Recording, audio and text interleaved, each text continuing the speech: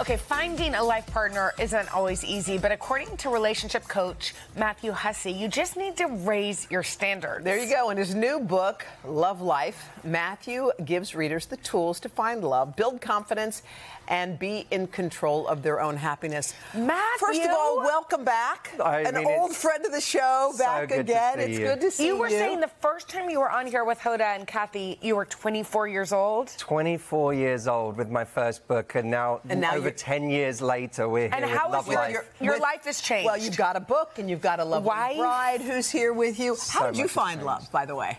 Oh, we met at an engagement party. She was friends with the bride, I was friends with the groom, and we were staring at each other across the room. And I was watching, there was a big fight on the TV that night, and I was distracted by that. She came and stood next to me and asked me a question about the boxing. Was something she's never ever shown an interest in since, by the way. Right, exactly. But I kind of love that you guys met in real life, because this is a lot about what's in your book. And the first thing you say for anybody out there that's single is that it's not easy, you know, and to go ahead and acknowledge give yourself being some grace. Single can be tricky. Yeah, if you want to find love and it's not happened for you yet, that is like a deep ache. Yeah. It's like a form of chronic emotional pain, and people really suffer with that. And people are shamed a lot for wanting love. You know, it's like you dare not admit that you'd like to find someone because you want to play cool and indifferent. It will happen when it happens. But the truth is, there's nothing shameful about looking for love.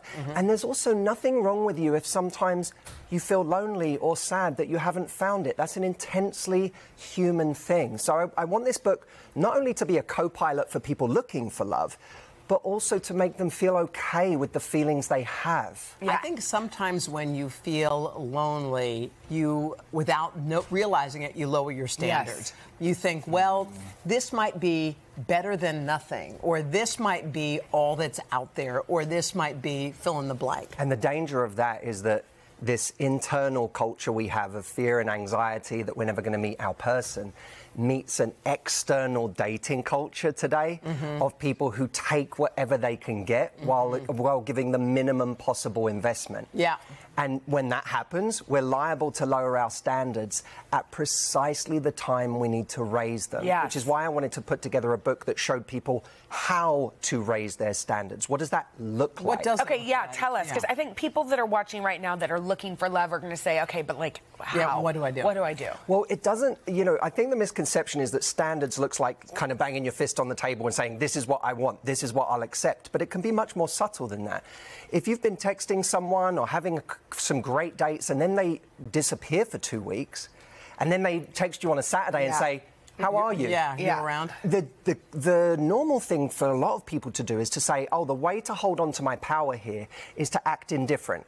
Like, oh, it's not been a big deal to me that you haven't texted me. But that's how we lose our power, and it's also how we ingrain a dynamic we don't want, because we make it sound like it's okay. Totally. So what we have to do instead is text that person or call that person and say, hey, it felt like we had a good thing going. You know, it felt exciting, but then I didn't hear from you for a couple of weeks, so I got a little confused. When you say that, there's a realness, an authenticity you're bringing to the table that shines a light on it, while also saying, this is less than I want. You know, I'm not going to continue to reward this dynamic. But it's actually a different level of authenticity than most people are bringing to their dating life. Yeah, I think it's also knowing your own standards and your worth, because like I have this thing that I used to watch my dad open the car door for my mom. I didn't know that my mom ever touched a car door or any door. That's how he did. So without knowing, if someone is impolite or eats first or doesn't offer me first, instantly that's a no for me. But sometimes you can find yourself saying, well, maybe he wasn't raised like that. Maybe, you know, changing who you are to fit the person who you're sitting opposite. And by the way, you know, there are certain things that we say are red flags when we see them. I wrote a whole chapter on this book called, you know, the red flags. But the truth is, we don't always know if something's truly a red flag until we confront it. I think of things... That's so right, because it's like otherwise you're testing somebody. You're not being... They don't know there's a test. No, instead of saying, is this a red flag or is it really an amber light? And amber light is an invitation to a conversation. Hey, that thing made me feel strange. That thing made me feel a bit So weird. how would you, if someone wasn't being polite or didn't hold the car door or whatever, what would be a way to respond to that? Well, I think the car door is one of those interesting requests because there's nothing wrong with someone who doesn't hold open the car door. But if you, I think we have to give people the blueprint. If it matters to them, if it matters to you, I think it's giving someone the blueprint. Right. So it's saying to someone, hey, you know what?